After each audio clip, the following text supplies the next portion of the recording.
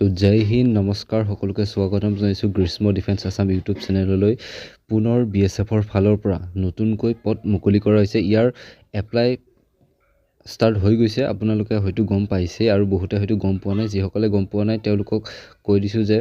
BSFৰ ফালৰ পৰা মানে এইটো হেড কনষ্টেবলৰ হয় এইটো আমাৰ মানে যিবোৰ নেকি 10 পাছ অনলি 10 প্লাছ কৰিছে তেওঁলোকৰ কাৰণে নহয় কিন্তু আচলতে দেই এইটো অকমান মানে আপোনালোকৰ হেৰি থাকিব লাগিব আৰু মানে কোৱালিফিকেশ্যন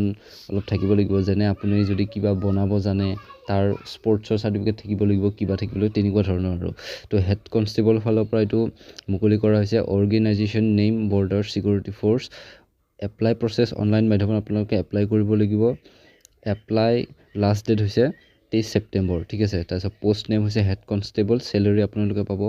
21,700 পৰা 69,100 টকালৈ তো ভাল চেলাৰী হয় তাৰপিছত পোষ্ট টোটেল পোষ্ট হৈছে 1,121টা post job location all India আপোনাৰ আমাৰ অসমৰ কেণ্ডিডেটছেও ইয়াত এপ্লাই কৰিব পাৰিব তো অফিচিয়েল নটিচ ৰিলিজ কৰিছে এইটো 13 আগষ্টত আৰু এপ্লাই ষ্টাৰ্ট হৈছে 24 আগষ্টৰ পৰা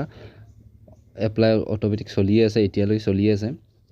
আৰু লাষ্ট ডেট 23 ছেপ্টেম্বৰলৈকে তাৰপিছত হেড কনষ্টেবলৰ এজ লিমিট হৈছে আমাৰ মিনিমাম 18 বছৰ আৰু মেক্সিমাম এজ